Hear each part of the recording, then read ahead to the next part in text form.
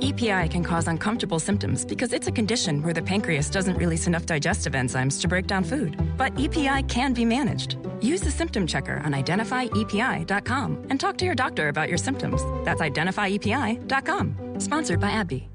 On the battlefield, there's a saying America's military men and women live by.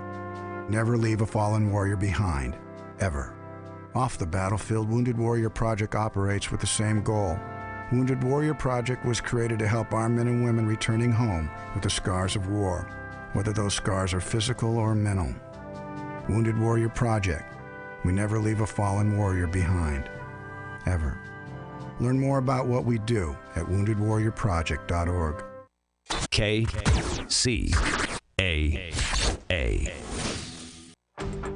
One of the best ways to build a healthier local economy is by shopping locally.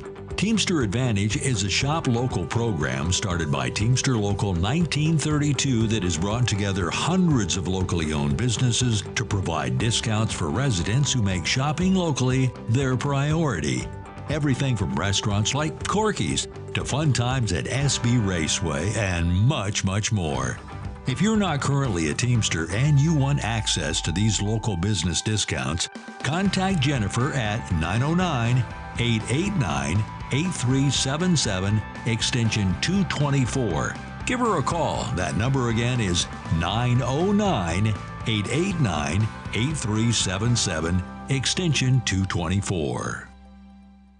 Labor unions built the middle class, and the middle class built America. That's the message from Teamsters Local 1932, a strong and successful labor union based in San Bernardino that represents over 14,000 hardworking people across the Inland Empire. The Teamsters are ready to help you organize for better pay, increased benefits, and improved working conditions. Reach out to Teamsters 1932 at teamsters1932.org/organize to speak with an organizer today. Are you looking for a good union job? The Inland Empire's 14,000 member strong Teamsters Local 1932 has opened a training center to get working people trained and placed in open positions in public service clerical work and in jobs in the logistics industry. This is a new opportunity to advance your career and raise standards across the region. Visit 1932trainingcenter.org to enroll today. That's 1932trainingcenter.org.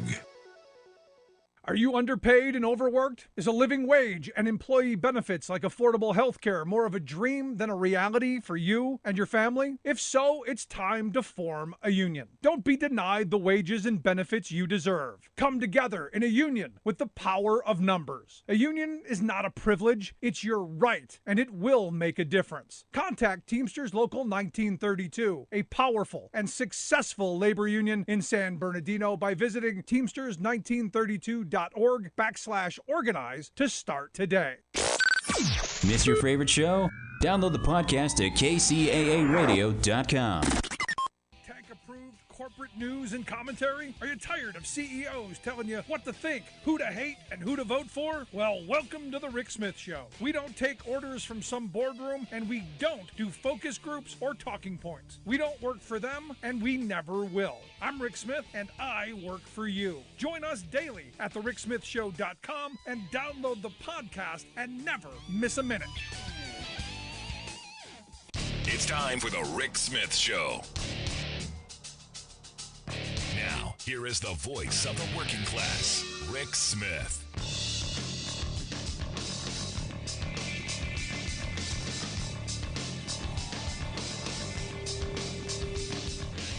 And welcome, brothers, sisters, working class heroes. This is the Rick Smith Show.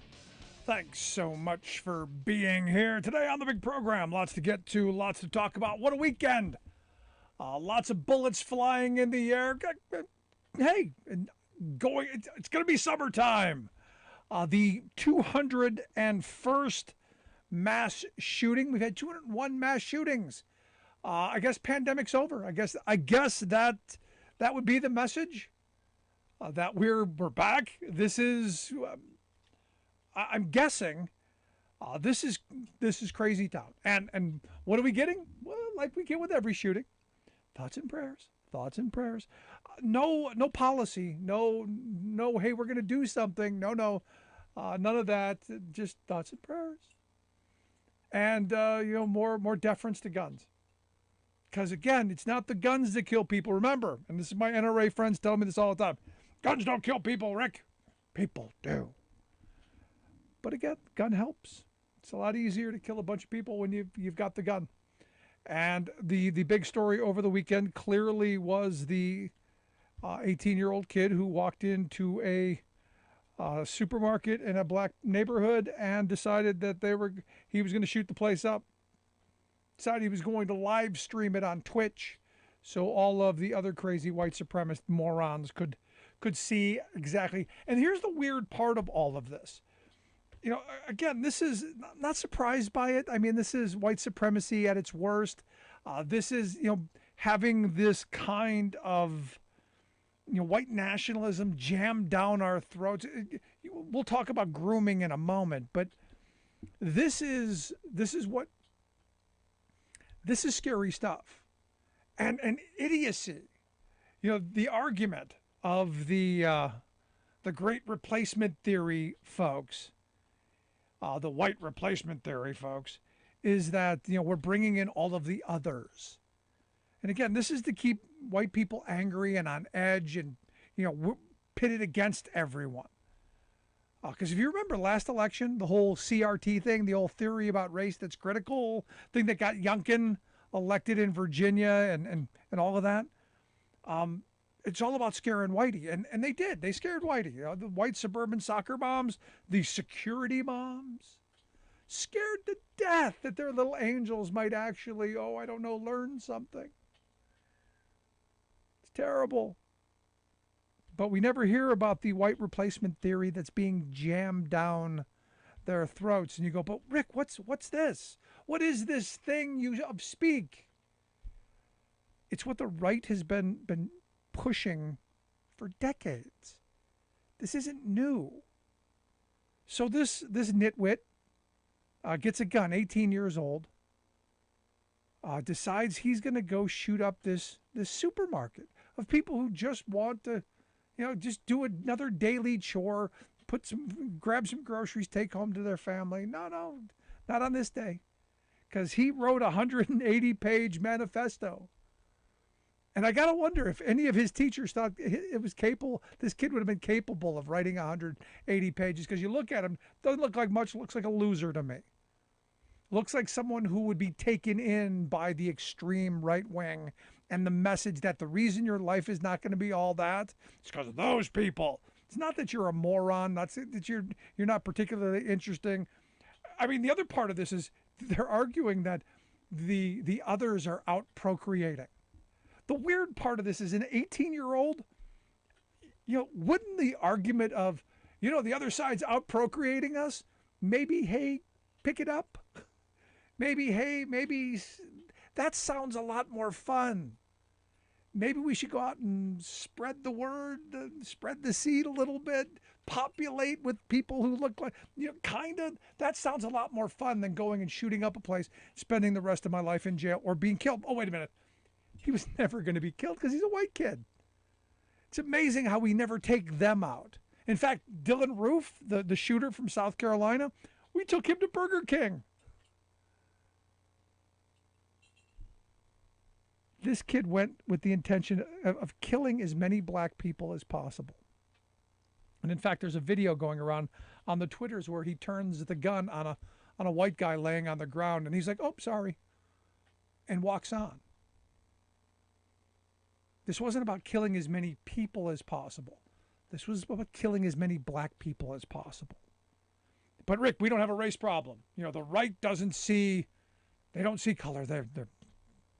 They're living Dr. King's dream of, who am I kidding? Now understand what the far right ideology of replacement theory, the Steve Bannons of the world keep pushing. The Republican Party has been pushing for a very long time. This idea that we're bringing in all these others, the non-whites, and we're promoting them to have children so that we can you'll limit the power of white people politically and culturally. We're going to take over and we're going to change everything. And you white people, you're just going to have to like it, which is kind of weird and fearful. And this is what happens when you have diminished opportunities. And again, this comes back to the limited economic opportunities that people across this country have had. It's the Hunger Games at the next step. But this is what the right-wing media has been feeding people. It's the outrage candy. They've been shoving down, these chaos merchants like Tucker Carlson have been shoving down people's throats. In fact, someone did a story where Tucker Carlson back in 2018 opined. Of course, all of them. Here's what Tucker had to say.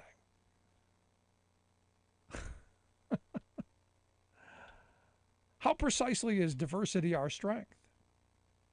Since you've made this our new national motto, please be specific as you explain it. Can you think, for example, of other institutions such as, I don't know, marriage or military units in which the less people have in common, the more cohesive they are?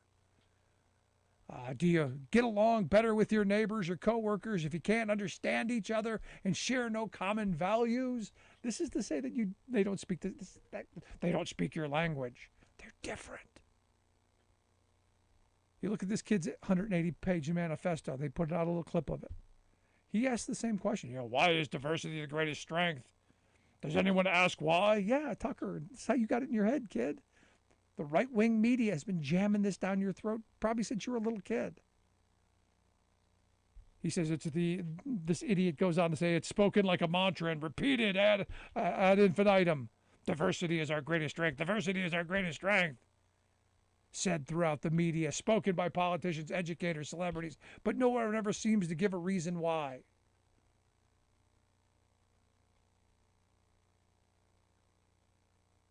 This is craziness speaking.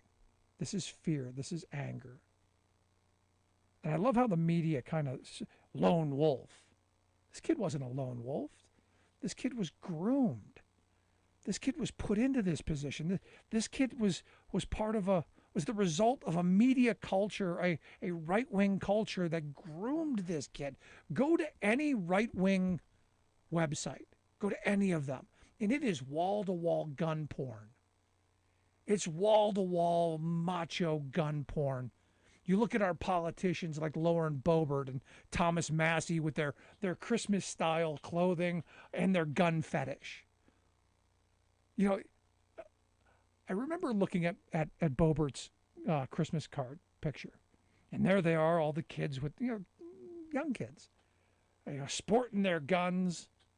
And you go, is this what the goal is? To create these kind of hate mongers that are going to perpetrate these kind of hateful crimes?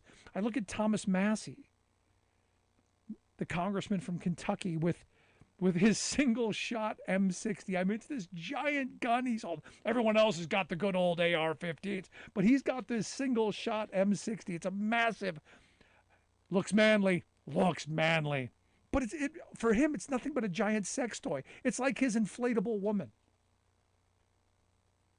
It's grotesque, but that's the culture.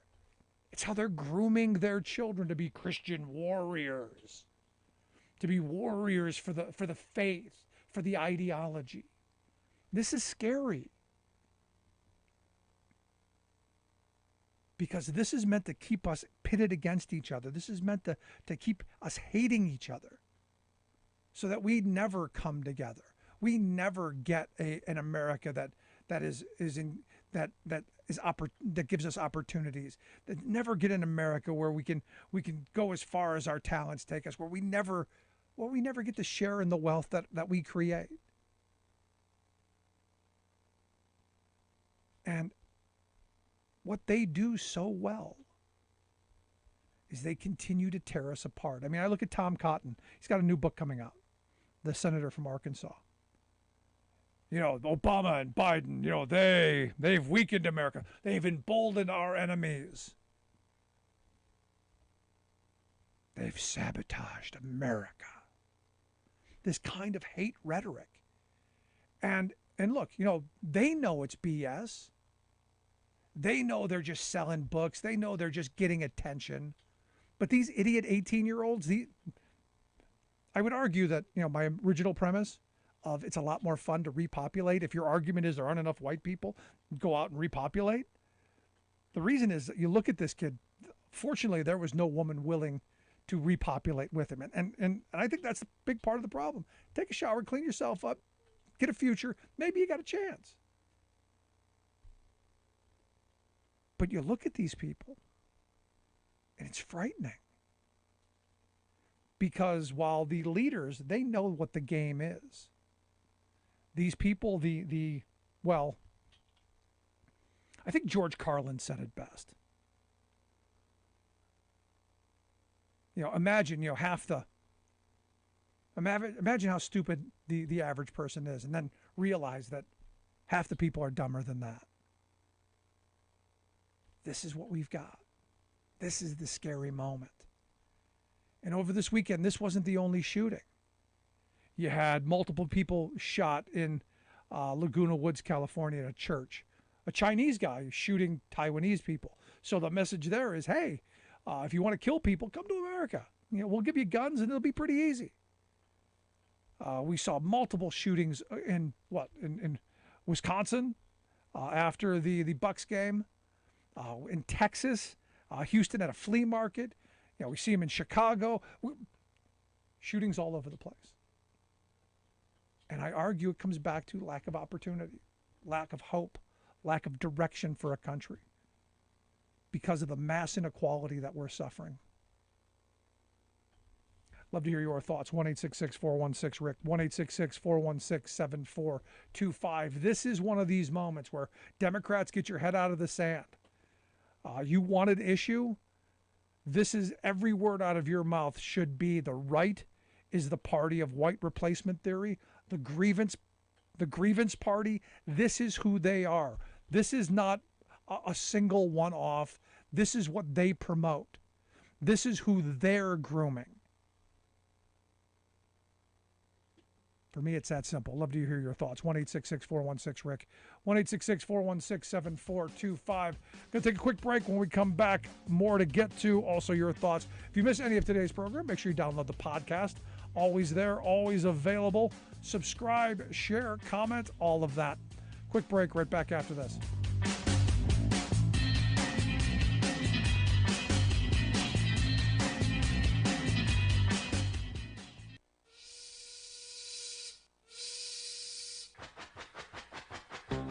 If you're a fan of the show, you've heard our labor history in 2 segments, and you can hear them on the radio pretty much anywhere in the U.S. Labor history has never been more important than it is right now. So here's what we'd like you to do. Tell a teacher. Tell a teacher that labor history is important and that they can get digestible 2-minute lessons that are absolutely free. Free to download, free to use, free to share. Tell a teacher to go to thericksmithshow.com/history and help us put labor back where it belongs, in the classroom. Generations of American workers fought, bled, and died to build the American way of life. It's our job to keep their stories alive. Go tell a teacher that we're here to help them do just that. Find us at thericksmithshow.com/history today.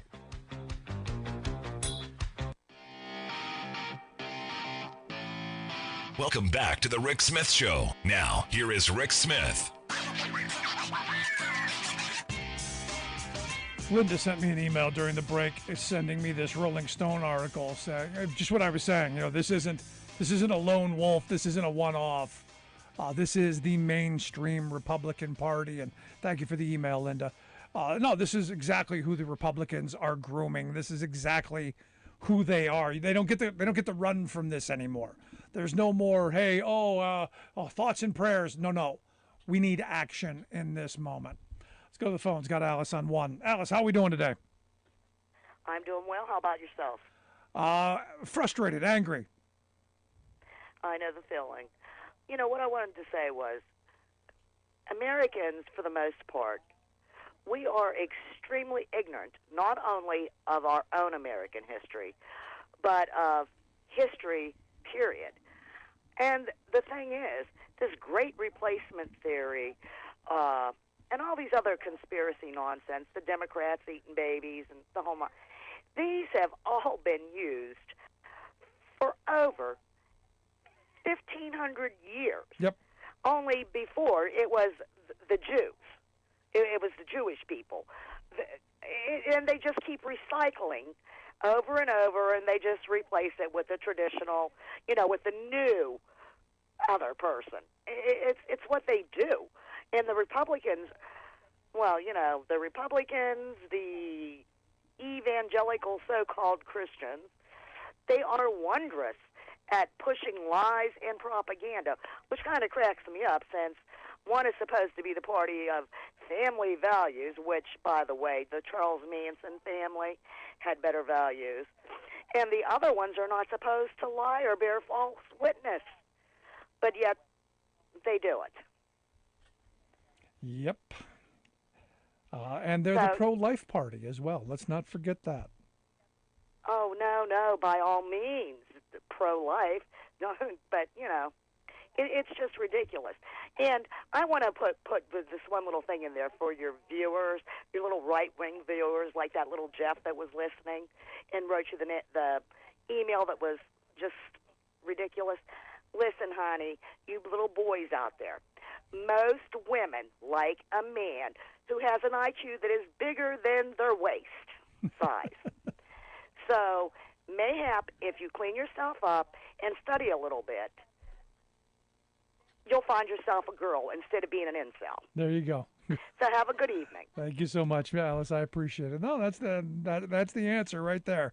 I think if he had an opportunity, maybe who knows? Well, we'll see. Here's an interesting story. Ron DeSantis, the governor of Florida, signed a piece of legislation that'll make protesting outside a person's home illegal. I know where this is coming from. Since the leaked memo from the Supreme Court that will inevitably overturn Roe versus Wade, some folks went out and protested in front of Brett Kavanaugh's house very peacefully. You had some people dress up in handmaidens costumes and march around in front of Amy Covid Barrett's house. You had someone put chalk on the sidewalk in front of Senator Susan Collins' house. She was very upset about that. Well, they have now passed a law outlawing that. It is now illegal to protest out in front of someone's house. Now, understand, when the crazy right wing were out in front of doctors' homes who work at women's clinics, they were looked on as brave. But going to the Supreme Court justice's home, that's too far. Remember, blowing up a clinic and killing doctors. Just blowing off steam. The other part of this is also opening, or more likely closing, a door on workers grabbing their pitchforks and marching to the CEO's humble multi-million-dollar abodes across this country. As you saw the story over the weekend, that CEO pay has risen to $14.7 million. And you go, why are we not surprised? The sixth straight record year for compensation for our CEO friends. In fact, 9 CEOs are making in excess of $50 million a year. But hey, can't raise that minimum wage, that pesky $7.25 an hour minimum wage. Nope, can't do that at all. Bad. In fact, median salary for our CEO class, $4.1 million. And you go, exactly what are we doing? Oh yeah, we're making the wealthy wealthier while the working class is getting stiffed. And yet all the messaging we hear, and this is brilliant, the right wing and their outrage machine, I look at the baby formula thing. This is something people should be marching to CEOs' homes over. But we're blaming Biden for it. And it's ridiculous that it's Biden's fault. All of this inflation pointing at Biden is ridiculous. But it got me thinking today. Do you know who's never made a can of baby formula? Our government. Joe Biden has never made a can of baby formula. And I'm okay with that. as much as I think our government should do in making people's lives better, things that we should do to get done, making baby formula not part of the idea or the plan. Nope, not at all. And it's amazing to me how stupid the right-wing spin machine knows their audience is, because they are. And like I said, the old Carlin line, think of how stupid the average person is, and then realize half of them are stupider than that. And this is where the F channel and all of the right-wing blather machine, this is where they live. They live in that world where we know, well, the Trump line. I love the poorly educated, because we can, if we feed them the outrage candy enough and give them a boogeyman, give them someone to be outraged over, that's where they can focus. And then we can fleece them. We can rob them blind. We can get them to buy our, look, Biden did this stickers and have them slap them all over the place. We can get them to buy our T-shirts and our hats and all of our garbage, because they think, oh, we're fighting the good fight, when really all they're doing is screwing themselves and the rest of us by dividing us and pitting us against each other and not focusing on the real problem, which is these CEOs and the policies that are being shoved down our throat by corporate lobbyists. Consolidation is our biggest problem. Mass inequality is our biggest problem.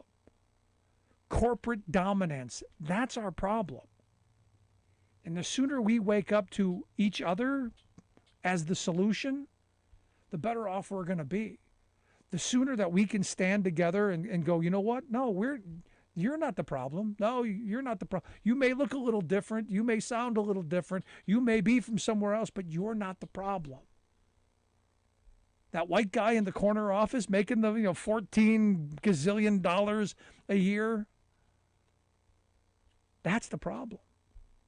The guy who's paying the lobbyists millions of dollars to buy our political system, that's the problem. And the sooner we fight back to that, the sooner we get out of this eating each other, the sooner we can finally do what needs to be done. And that's break out the barbecue, break out the pitchforks, and all we got to do is eat one of the rich. That's all. Not all of them, just one.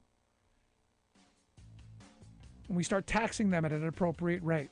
We go after corporate America and break up these big conglomerates. The fact that 4 companies control 90% of the baby formula industry in this country is ridiculous. But that's our reality. It ain't Biden's fault. It's consolidation. It's capitalism. That's the problem. We'll take a quick break. Right back after this. I'm Rick Smith, and this is Labor History in 2. On this day in labor history, the year was 1934.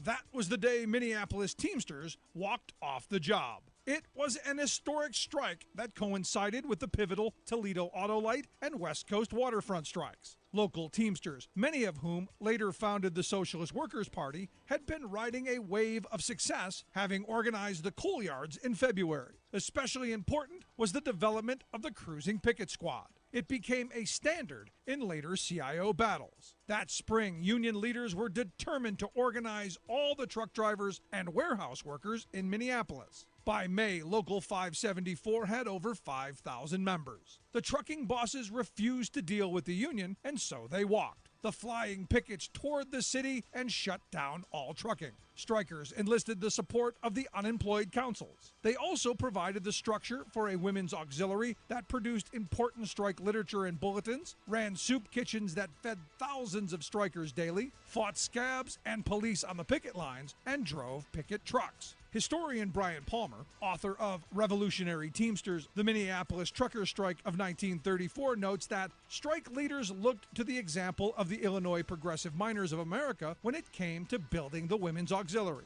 They too sought to make women an integral part of the strike, thus encroaching on the male world of waged work. Strike headquarters were established, and as Palmer describes, was a beehive of activity on the eve of the strike as union carpenters and plumbers installed stoves, sinks, and serving counters. Union electricians installed communication wiring. Donations of money, food, vehicles, and gas rolled in as the strike revved up. Local 574 was poised to make Minneapolis a union town. Labor History in 2, brought to you by the Illinois Labor History Society and The Rick Smith Show. Mitch McConnell, the sour old goose who heads the Senate Republican caucus, had a hissy fit when the news leaked out that American women are about to have their most fundamental constitutional right taken from them by a cabal of Supreme Court judges. What made Mitch twitch, of course, was not the bad news for women, but the leak. He huffed that revealing the right-wing court's scheme to the public was a stunning breach, spewing that it's an attack on the independence of the Supreme Court. Mitch, the so-called Supremes have been meeting behind closed doors specifically to plot an all-out attack on the independence of some 170 million women to control their own bodies. Why aren't you opposing the secrecy rather than supporting the court's subversion of women's liberty? Perversely, the entire Republican leadership is outraged by the leak rather than the attack on women. Right-wing blowhard Ted Cruz, for example, yapped that informing the public, quote, will do lasting damage to the integrity of the court. Ted, you and your ideological ilk annihilated the court's integrity and its legitimacy when you stacked it with a covey of corporate-coddling partisan hacks like Alito, Barrett, Gorsuch, Kavanaugh, and Thomas.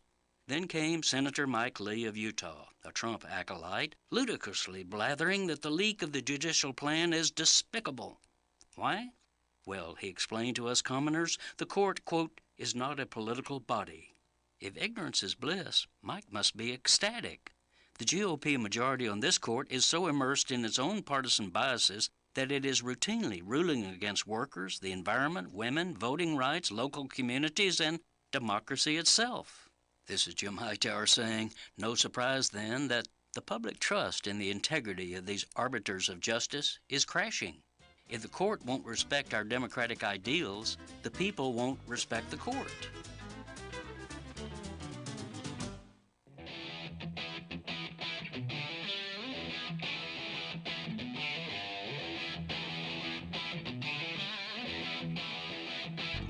Welcome back to the Rick Smith Show. Now, here is Rick Smith.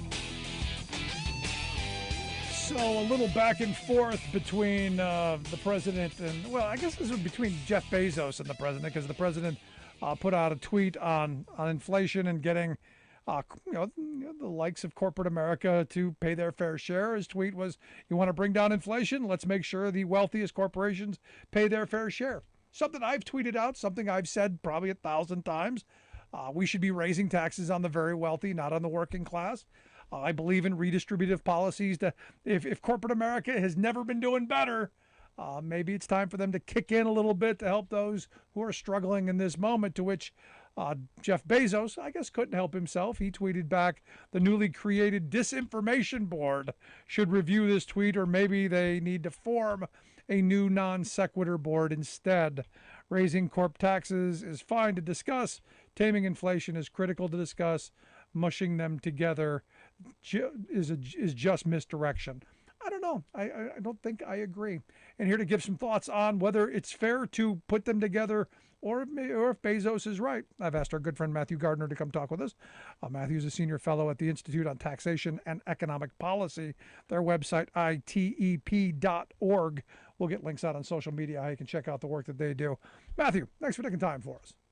Always a pleasure. Thanks for having me. So is it a fair assessment what Bezos is saying, that putting them together, that's a misdirection? I kind of think they do go hand in hand a little bit.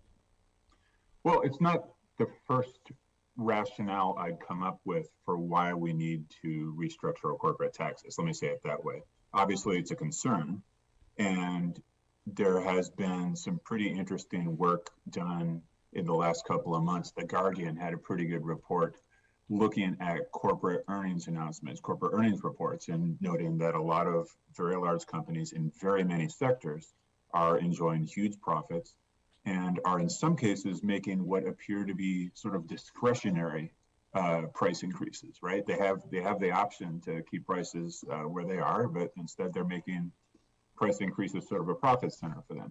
So I think, certainly there's some indications that some of the inflation we're seeing might be discretionary, but that isn't sort of the way I would lead into the argument for corporate tax reform. We know that it's vital. We know that it's been long overdue. We know, as we've discussed before, that Congress and then President Trump missed a really important opportunity to fix our corporate tax system back in 2017, and that we desperately need it right now. The main benefit of that is of doing that when we do it isn't going to be some sort of meaningful impact on inflation. The main benefit's going to be that we can pay for the things we want to pay for as a nation. Yeah, but I look at this, and you listen to these corporate earnings calls. You see the fact that corporate America hasn't been this profitable since the 50s. All of this stuff that's out there, and you go, they're making choices to raise prices. They're making choices not to ramp up production, like they said in the oil industry. They're making choices to create this inflation. We could argue what the rationale is. Is it simply greed and opportunism to line their pockets? Is it because they hate Biden's policies and letting workers organize? We could argue why, but the reality is it's what they're doing. So the response to this, to me, has got to be, okay, if this is your response, our response is a windfall profits tax in this moment to help offset. That seems to be a logical response. How crazy am I? Not crazy. I think we've seen a number of proposals of various designs just in the last year that would target specific sectors or specific companies that appear to have done really well during the COVID era. Through no special effort they made. They just happen to be in the right sector, or they have a near monopoly on, as is maybe the case with Amazon increasingly. And you want to see companies in this sort of situation pay something approaching the fair tax rate, the 21% statutory rate we have right now. I'd push even further and say, forget about windfall profits. It's important. It's especially egregious right now when we see so many people, clearly suffering from the effects of price increases. Just trying to fill their car with gas is a shocking experience now, let alone going to the grocery store and buying these essentials. But even when and so it really rings false to see companies paying low rates right now. But even during good times, throughout the business cycle, we know that there's this mind-numbing regularity where if you're a profitable Fortune 500 corporation, you got a pretty good shot at getting your tax down to zero, right? Just as a regular course of business.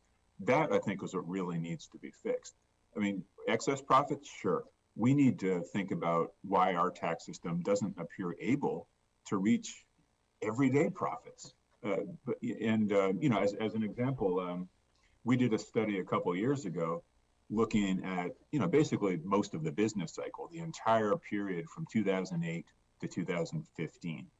Every company that was in the Fortune 500 during that period and was consistently profitable in the US over that period.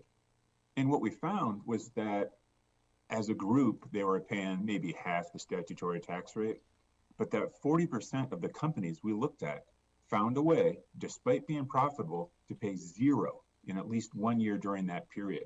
And this is across all economic sectors. It's not like a tech story and a pharma story, although we've heard lots of companies like that. It's Molson Coors, it's Ford, it's all these very conventional across the economy retail folks. And so that is the real problem.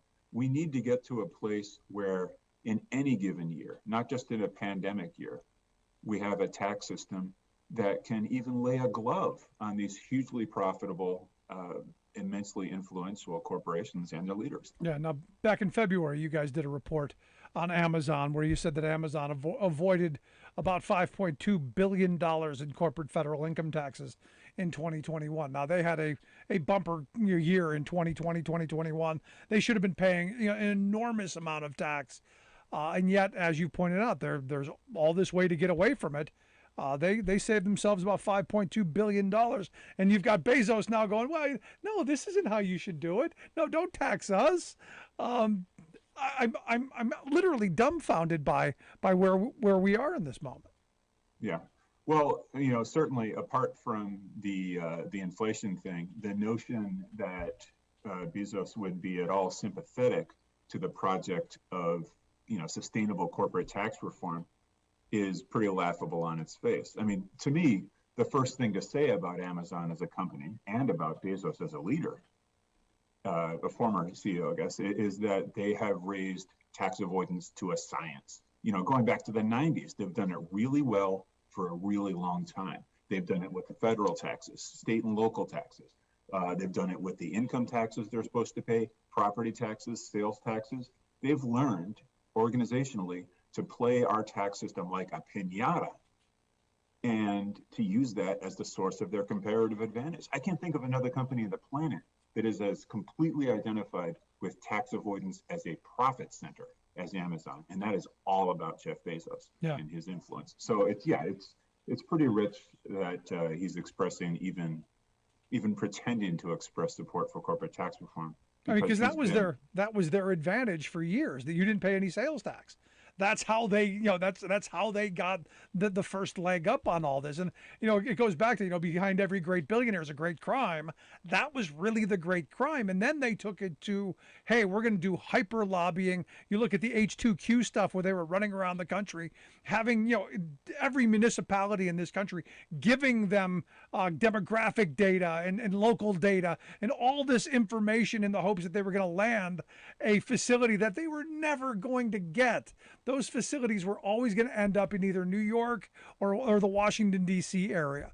They were never going to go to Dubuque. They were never going to Pittsburgh. They were never going to Cleveland. It was never happening. But what we did is we gave them all kinds of free research that the taxpayers paid for in the hopes of possibly landing this gem of a facility that was nothing but a wish and a hope and a prayer.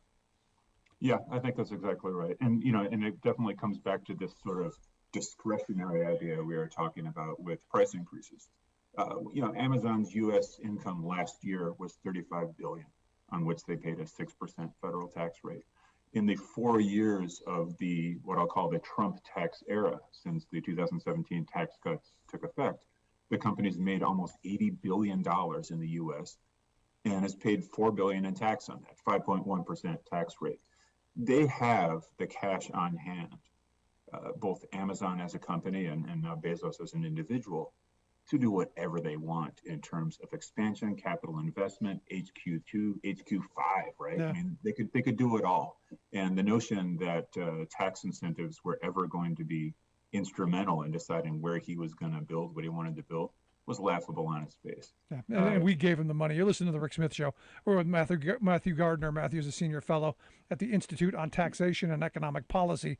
ITEP.org is their website if you want to check out the work that they do there. Now, I want to get your thoughts on this, because I've been saying we've given these corporations all of this money. In fact, we've given them so much in the way of tax breaks that they have more money than they know what to do with.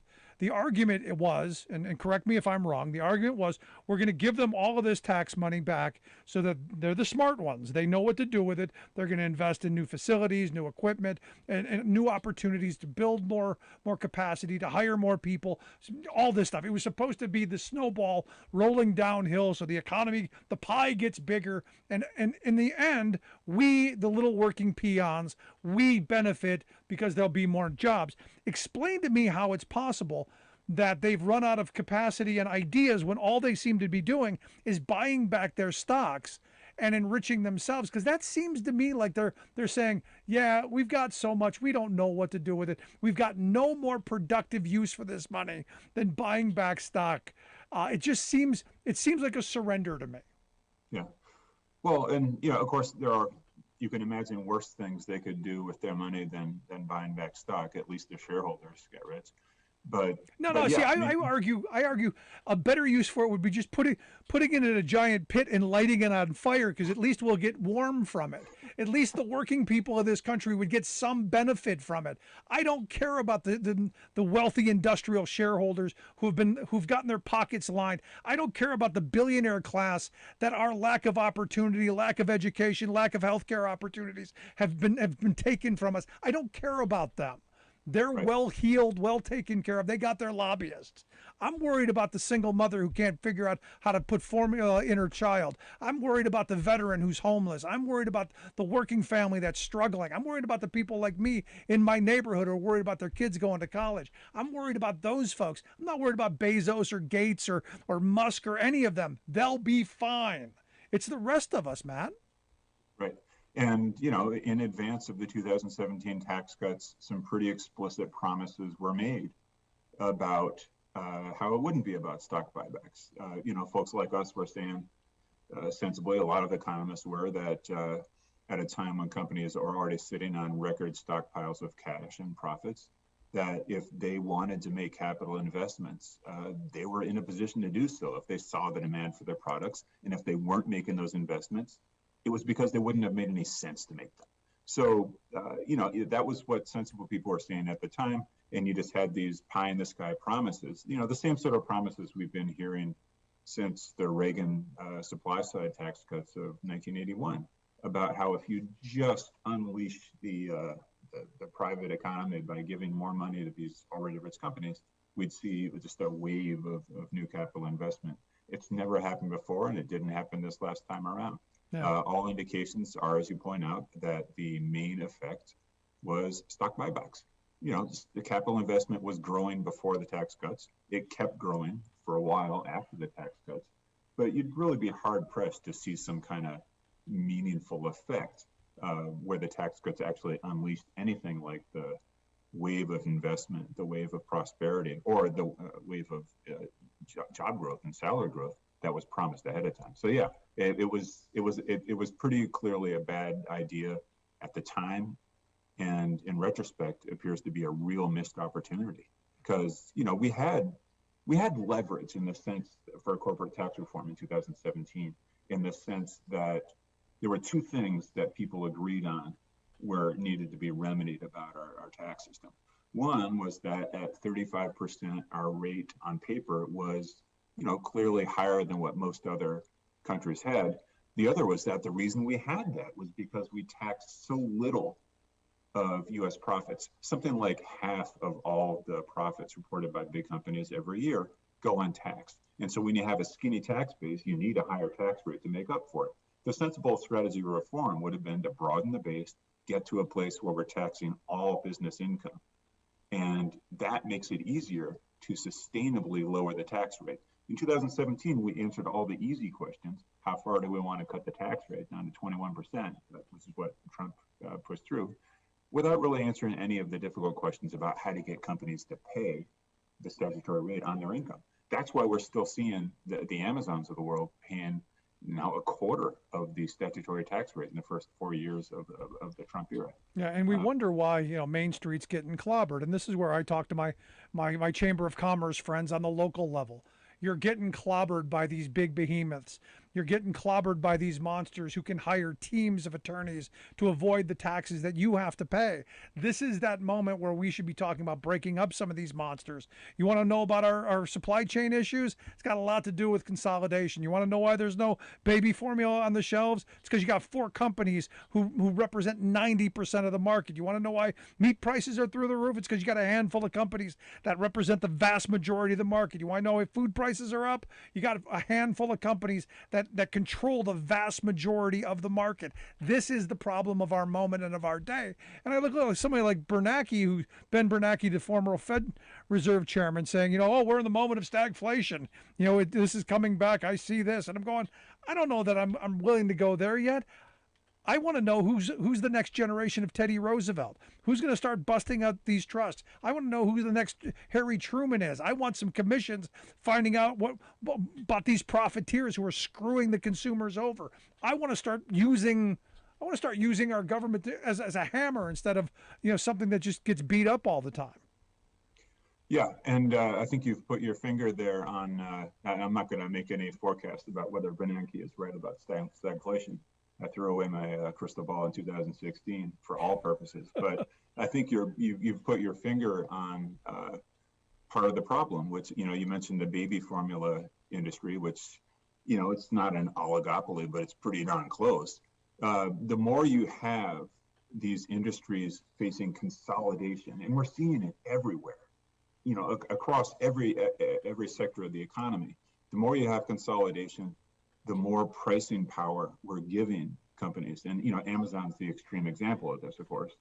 But, when you don't have real competition, that makes it easier for companies to jack up their prices at a time like this, not because they're facing higher costs, but because they have sort of a smokescreen to do so. Because they can. That, I think, is the kernel of truth behind what, to get back to our original question, what President Biden was tweeting about the other day, this idea of a linkage between inflation and corporate taxes. When we don't even try to tax the profits of the biggest and most profitable companies around, especially when they're companies like Amazon that have made, a lifestyle choice out of crowding out brick and mortar retailers over, increasingly taking control of the entire retail sector. That's putting an awful lot of price power in the hands of a very small number of CEOs.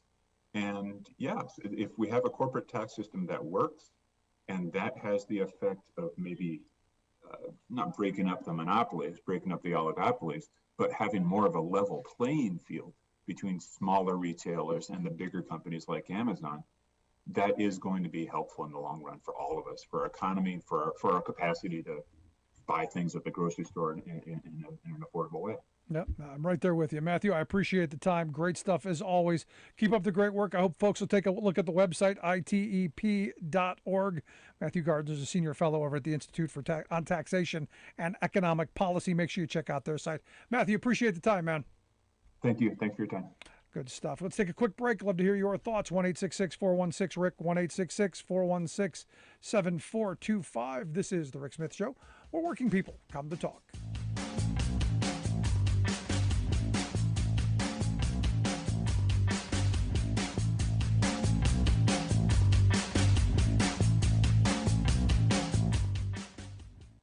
I'm Rick Smith, and this is Labor History in 2.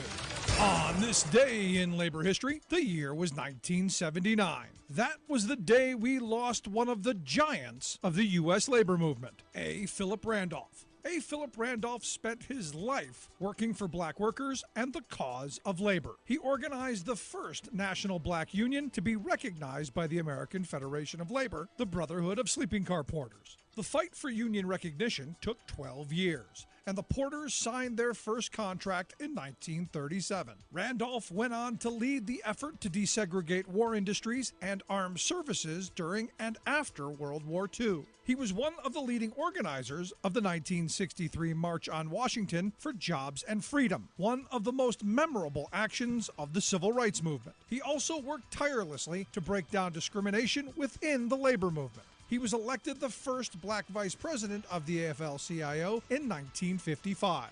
Randolph's dedication to the cause of labor was summed up when he said, quote, "The essence of trade unionism is social uplift. The labor movement has been the haven for the dispossessed, the despised, the neglected, the downtrodden, the poor." But Randolph also consistently declared that no movement for social justice can be complete unless it is also inclusive. While organizing for the desegregation of the war industries during World War II, Phillips argued, quote, "Equality is the heart and essence of democracy, freedom and justice, equality of opportunity in industry, in labor unions, schools and colleges, government, politics, and before the law. There must be no dual standard of justice, no dual rights, privileges, duties, or responsibilities of citizenship. No dual forms of freedom." Labor History in 2 brought to you by the Illinois Labor History Society and The Rick Smith Show.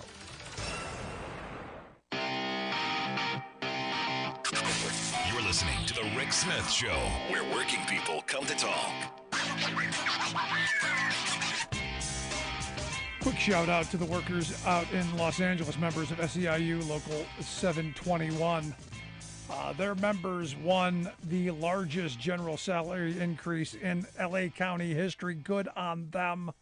Landmark 3-year agreement. They said one of the biggest 1-year general salary increases, a 5.5% increase, plus a over $1,300 signing bonus. That that impressive. And this is why you organize. And for me, if you want to deal with inflation, you want to deal with how we make this not such an issue for workers, we increase their wages.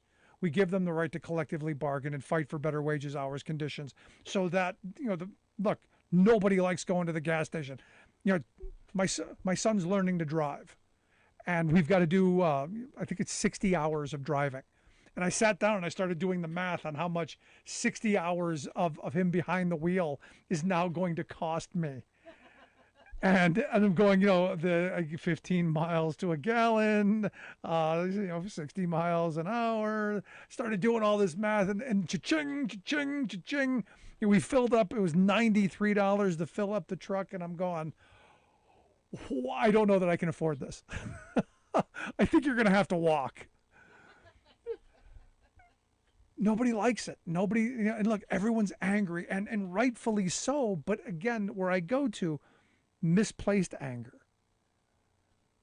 If our wages were keeping up with the cost of inflation, if our wages kept up to our $93, wasn't, our entire week's salary for some people, it wouldn't be as hard to swallow. If we were taxing these oil companies at a pace, and this is where my belief structure is.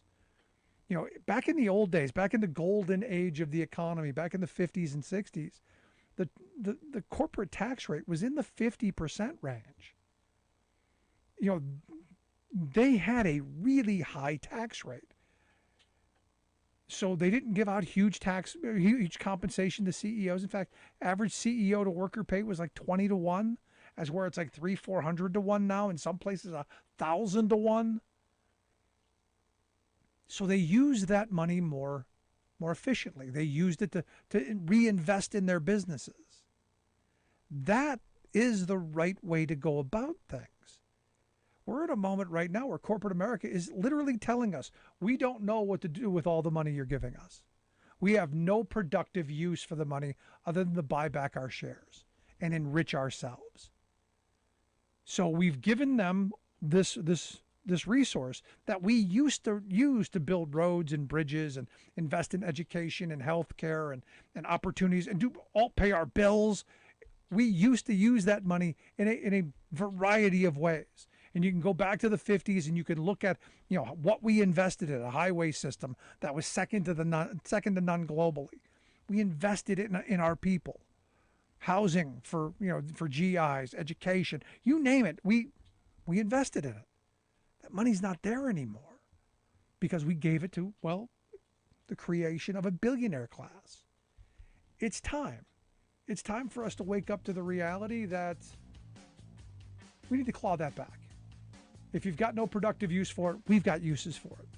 We can make lives better. Your life, my life, the lives of the working class. We can make it better. We can. You and me. That simple. Shows us yet again that the very survival of the reef is at stake. Australia's Great Barrier Reef hit with another mass bleaching event. Global warming a key factor in the emergence of new diseases. Oh, great. Plus, water officials warn if we get to a Tier 3 shortage, hard decisions will have to be made. Arizona and California move to enact more severe drought restrictions. All of those hard decisions and more straight ahead. From BradBlog.com, I'm Brad Friedman. And I'm Desi Doyen. Stand by for 6 minutes of independent green news, politics, analysis, and snarky comment. There really is no alternative here. KCAA Loma Linda, 1050 AM, 106.3